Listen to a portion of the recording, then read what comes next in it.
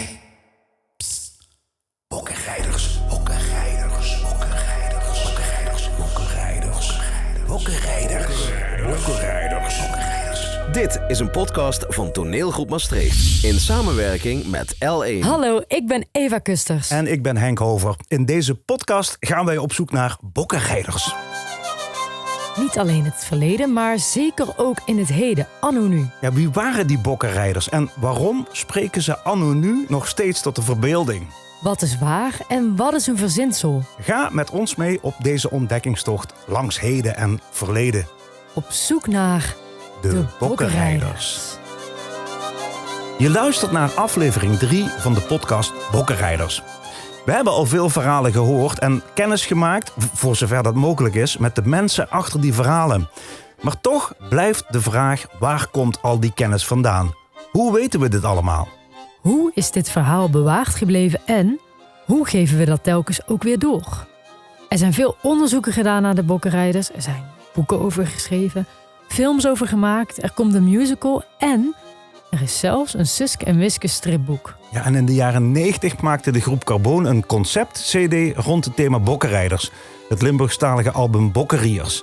Ik ging op bezoek bij de dochter en de weduwe van Jean Innemee, de drijvende kracht achter dat project. Ja, en weet je nog, in aflevering 1, die wandeling naar dat kapelletje, Zeker. op die heuvel daar in Schaarsberg. Nou, diezelfde nacht gingen we dus ook nog op zoek naar het Gouwgebunken. Oh ja. Ja, en dat is een plek waar in de 18e eeuw 16 bokkenrijders werden opgehangen. En dat verhaal hoor je straks ook in deze podcast. Maar nu eerst op de koffie bij de familie Innemee in Maastricht. In een mooi appartement in Daalhof met daar de gouden platen aan de muur. De gouden platen van Jean Innemee. Met Fini Innemee, de weduwe van Jean. Want Jean is er niet meer. Hè? Wanneer is Jean overleden? Jean in 2007 is hij overleden. Dus die is er al een tijd niet meer. Dus we kunnen hem niks meer vragen over die cd van de Bokkenrijders, van de groep Carbon. 1994 uitgekomen. En Jean, die heeft zich enorm verdiept in de bokkenrijders. Maar Fini, wat had hij met bokkenrijders? Die was heel erg in geïnteresseerd. Daar wilde je alles van weten. Hij ging naar archieven toe, schafte boeken aan. Hij was echt in het onderwerp bokkenrijders heel erg geïnteresseerd. En dan wilde hij er alles precies over weten. Ja. Hij wilde niet zomaar iets zeggen, dan moest het ook kloppen. Ja. Hij ging ook, als hij iets in een boek las, bijvoorbeeld in België, al die plaatjes, dan ging hij ook daar naartoe om te kijken hoe zag het hieruit. Dat wilde hij dan ook precies weten. En ook met vrienden, dus echt in die streek zijn om te kijken hoe was het daar. Je hoort Fini Innemee, de weduwe van producer, muzikant en liedjeschrijver Jean Innemee. Jean speelde in roemruchte bands als The Walkers en de Mozam Skiffle groep, maar ook in de groep Carbon. Na 2 uiterst succesvolle albums over het mijnverleden van Limburg vond hij rond 1994 het thema bokkenrijders wel de moeite waard om te onderzoeken voor een nieuw Carbon-project.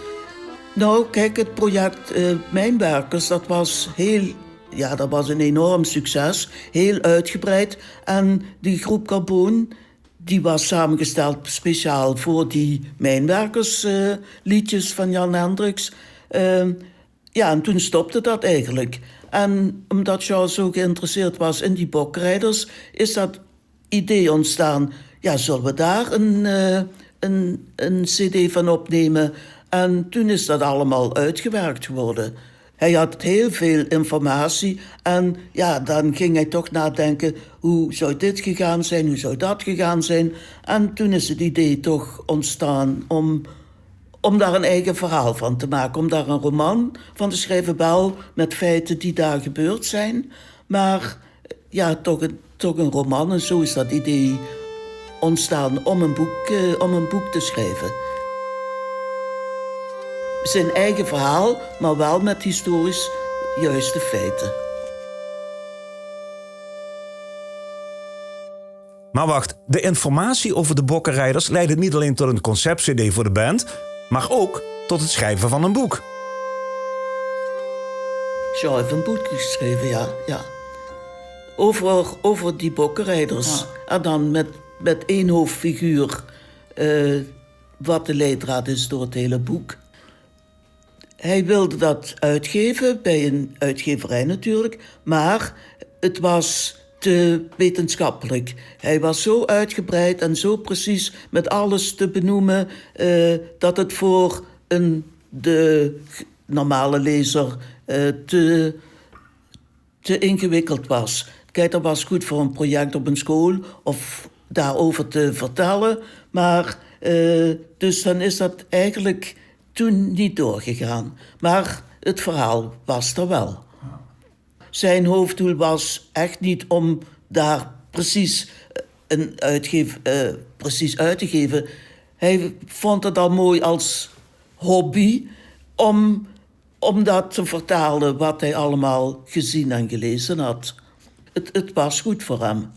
En wat er verder mee gebeurde, dat was eigenlijk niet de bedoeling om dat uitgebreid te doen. Het was zijn project. De uitgevers zijn niet geïnteresseerd in het boek, maar Jean vond het dus blijkbaar ook wel goed zo, volgens zijn weduwe Fini. Dochter Sylvia herinnert zich de fascinatie die vader Jean aan de dag legde voor het thema bokkenrijders ook nog goed. Ik was toen 21 en natuurlijk heb ik iets daarvan meegekregen, want ik woonde nog thuis. En als mijn vader heel enthousiast over iets was, en dat was nu dan weer met het thema bokkenrijders voor die CD Kaboen, de teksten te schrijven, dan was hij daar uren mee bezig. Zat hij achter de computer en zag je overal aantekeningen liggen. En had hij heel veel boeken besteld over bokkenrijders en was hij heel veel weekenden weer weg. Ik ben ook een keer met hem naar Zwijkhuizen gegaan, ook een wandeling maken. En ja, dan was hij heel enthousiast. Dus natuurlijk heb ik daar wel iets van meegekregen, ja. Jean Innemee probeert in zijn bokkenrijdersproject de feiten zoveel mogelijk recht te doen. Ik hoorde donder in uw wacht, zo bliksem in bij. In plaats van handeling en de namen van personen worden niet bij elkaar gefantaseerd, maar hebben een historische herkomst. Er nog nooit ging het zo als een rozende tekeer. Zijn kennis haalt Innemee uit boeken, maar hij bezoekt ook regelmatig archieven om processtukken door te nemen. Al die informatie bundelt hij in een 15-tal dialectliedjes. Nou, mijn vader is altijd al heel erg geïnteresseerd in geschiedenis. Dus of dat nou... hij ging bijvoorbeeld in Parijs naar Jodenkerkhof toe. In Praag. Alles wat met geschiedenis te maken had. Daar las hij boeken over, ging die bekijken. Dus... ja, en dit is dan weliswaar een mythe. Hè? Ze hebben ze wel of niet bestaan? Dat weet natuurlijk niemand of dat heeft bestaan. Maar daar was hij heel erg gefascineerd in. Ja, hij ging allemaal in archieven kijken en ook namen bekijken. Want hij had voor die cd, en dat vond ik zelf heel prachtig, een heel mooi boekje daarbij gedaan. En daar stonden allemaal teksten over de personen waarop de cd over gezongen werd. Dat had hij allemaal uitgezocht van waar hebben ze geleefd, in welke tijdsperiode. En ja, dat heeft hij natuurlijk allemaal, die namen, uit de archieven gehaald. Dus Kerkhofs was geloof ik zo bekende namen, de Smits geloof ik. Ja, allemaal zo'n achternamen die ik dan voorbij zag komen. Dus mijn vader was natuurlijk voornamelijk dat hij muziek maakte op teksten. Of teksten en muziek. En dit was nou uniek dat hij nou alleen maar teksten schreef. En een collega-muzikant, Tik van Altena, die heeft de muziek daarvoor gemaakt. Dus ja, hoe hij dat deed, hij had het verhaal in zijn hoofd. En daar ging hij helemaal voor, hè, in zijn teksten. Totdat, als een liedje 2 minuten of 2,5 minuut duurt, om dan een heel kort verhaaltje in zo'n liedje te kunnen verwoorden. En daar was hij dan heel precies in. Om dat goed te kunnen verwoorden, een bepaald thema en een bepaald liedje. Want één liedje gaat over Nol en de andere gaat weer over een ander personage. En daar was hij dan mee bezig om dat heel goed te doen. Ik trok met Seibe en de anderen over de Schalsberg dat Bietgestiel sloeg. Om dat samen met de HK-complice te doen wat ik al lang had willen doen. Mijn vader was niet van de potlood en de pen. Hij had nog zo'n hele oude computer met een heel oud Word-bestand in die tijd. En hij ging gewoon meteen achter de computer in Word. Deed hij dat gewoon typen. En dan had hij zo'n HP-printer en dan werd dat gewoon uitgeprint wat hij getypt had. Dus wat hij in zijn hoofd had, dat typte hij gewoon. En hij had gewoon die steekwoorden denk ik in zijn hoofd. Of de rode draad. Hij had geen aantekeningen. Dat deed hij nooit, nee. Dat kwam gewoon zo uit de losse pols. Zat hij dat gewoon te typen, de teksten voor de liedjes. Het ging Jean Ennemey makkelijk af op basis van grondig onderzoek naar het wel en wee van de bokkenrijders 15 liedjes schrijven. Componist Dick van Altena, songwriter uit de Betuwe, zet ze op muziek. Carboon levert met bokkenriers een mooi en geromantiseerd beeld op van de gebeurtenissen uit de 18e eeuw. Maar dit verhaal krijgt nog een staartje, of eigenlijk zeg maar gerust een flinke staart. En hoe dat zit, hoor je in aflevering 4. Ja, even terug, hè? Want in de eerste aflevering beloofden we je nog een historische bokkenrijdersplek. Een plek waar je misschien liever niet alleen naartoe gaat en zeker niet midden in de nacht. Inderdaad, het Galgenruimke. Ja, dus we gaan nog heel even terug.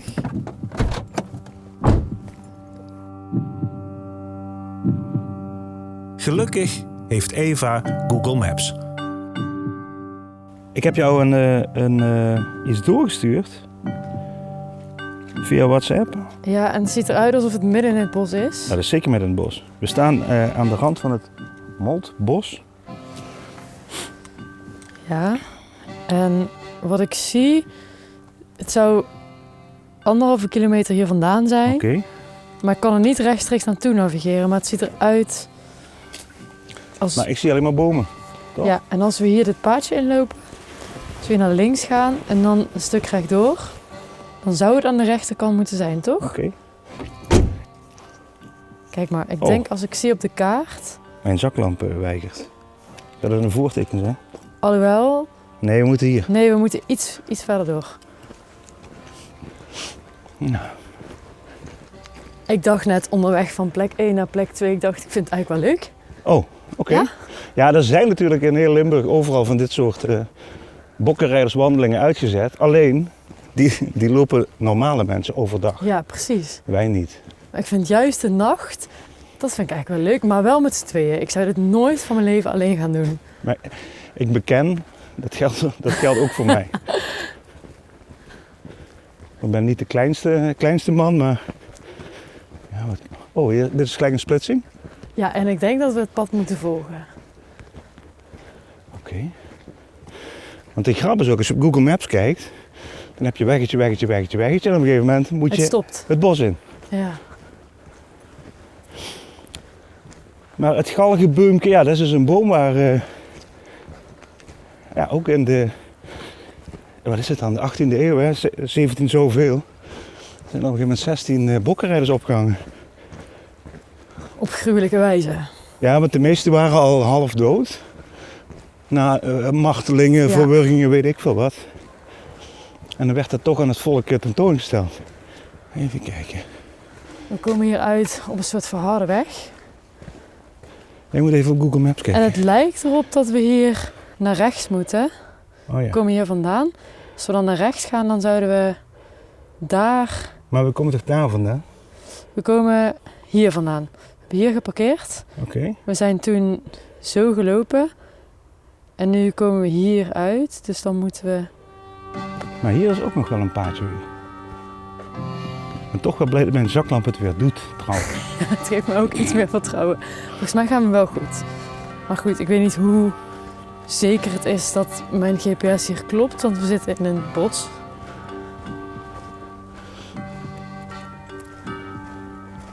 En met een kijk zie je heel veel dennenbomen. Of sparren zijn het dan. Die waren er toen. Toen had je van die beukenbossen en eikenbomen.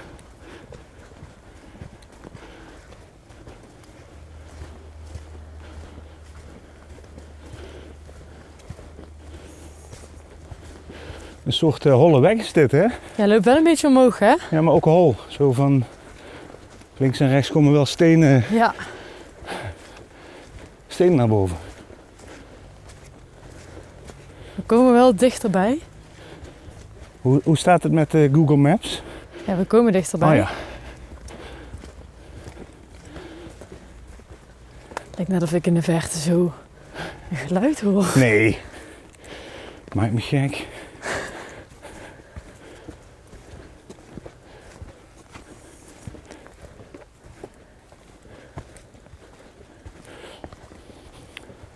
Het zou eigenlijk een boom moeten zijn met... Heb je een plaatje van die boom? Ja.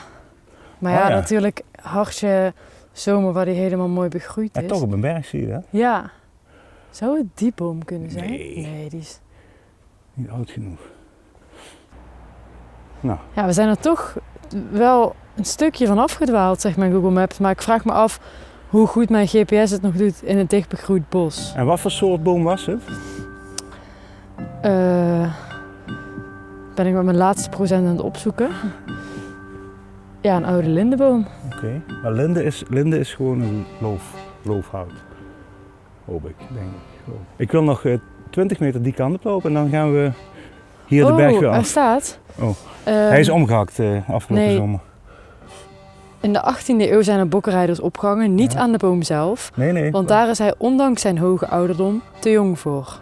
Oké. Bovendien werden bokkenrijders en andere misdadigers niet opgeknoopt aan bomen, maar aan een galg. Ja. Die galg heeft ongeveer op deze plek gestaan. Het zou kunnen dat ouden vandaag het boompje in de 19e eeuw gebruikten om aan te wijzen waar ooit de bokkenrijders hingen.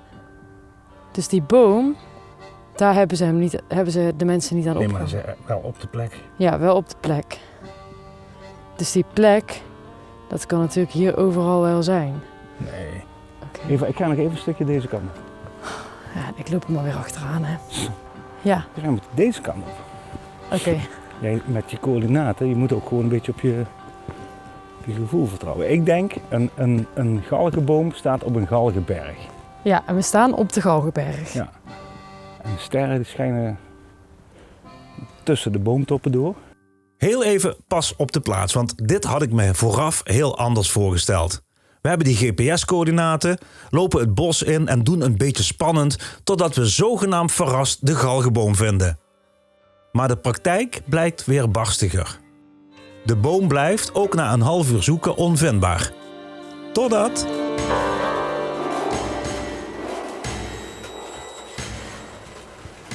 Ja, ik denk toch dat dit hem is. Dit moet hem zijn. Dit? Ja, hier. Waar jij met je zaklamp op staat. Ja. Kijk, de rest is allemaal dennenbomen. En dit is een loofboom. Ik weet niet of ik dichterbij durf te komen. Ja.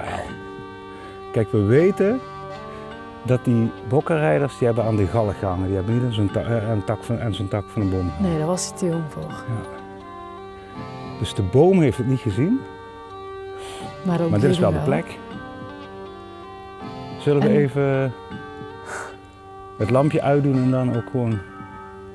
Ik weet wat jij wil doen. Je ogen dicht. Je ogen dicht, ja. Ja? Lamp uit. Kom. Hoe Oké.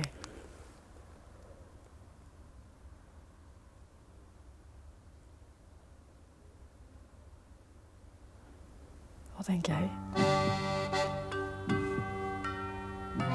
Ja, weet je, vroeger, 1740 weet ik veel wat, 1742, ja, was dit een hele onheimische plek.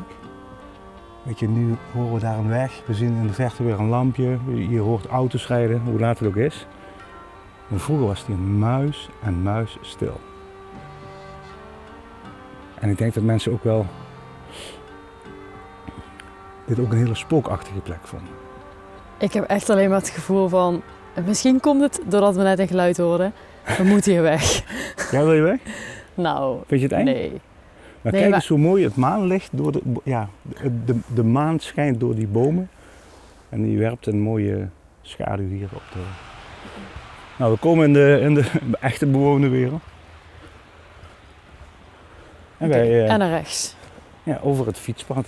Ik vind het toch een stuk minder, minder tot de verbeelding sprekend dan door het bos. Maar wel makkelijker. Zo, en zo even ziek hadden auto's. Wat zeg je? Sorry. Wegsfeer. Ja, precies. Nou, de politie is niet achter ons aangestuurd, Eva. Gelukkig. 2 gekken met een zaklamp in een bos. Maar stel je voor, je woont hier. En je ziet in één keer dansende lampjes in het bos achter je achtertuin. Dan zou ik toch wel Dan is het ook wel een slecht verhaal om dan te zeggen... ja, we maken een podcast over bokkenrijders en we zoeken een boom. Ja. Weer terug op de plek waar de auto staat, vind ik het briefje met tekst en uitleg over het galgenbuimke. Oh. Nou ja, ik ga het voorlezen. Doordat een bokkenrijder uit Chèvremont, dat is ook een plaatsje hier in de buurt, die naar Maastricht uitgeweken was, weer naar Kerkrade terugkeerde en in handen van het gerecht viel, kwam men op het spoor van de bende.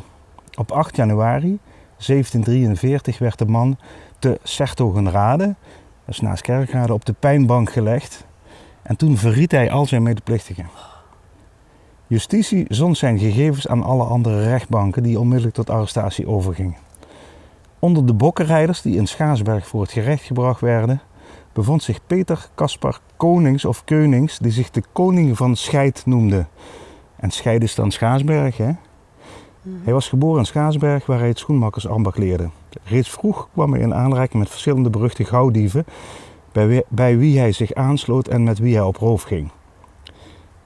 In de zomer van 1743 werd hij gevangen genomen en in het begin van september met nog 9 anderen ter dood veroordeeld. Kijk, in de zomer gevangen genomen en dan pas in september dat doodvonnis. Dan is hij echt lang gefolterd. Ja. Op 16 september 1743 reed de Beulswagen, geflankeerd door schutters en voorafgegaan door de gerechtsbode, naar het galgenbuimke, waar we net waren. De gerechtsplaats in Schaarsberg, waar de koning van Scheid ten aanschouwen van een grote menigte door de scherprechter Tielborg uit Aken en zijn knechten op een verschrikkelijke wijze ter dood werd gebracht. Oh my god. Kan je echt niet voorstellen. Echt absurd. Te aanschouwen van een grote menigte. Ja, dat was volksvermaak, hè? Ongekend. Mensen gingen daar gewoon naartoe Ja. en die gingen dit aanschouwen. Even gewoon een vraag, hè?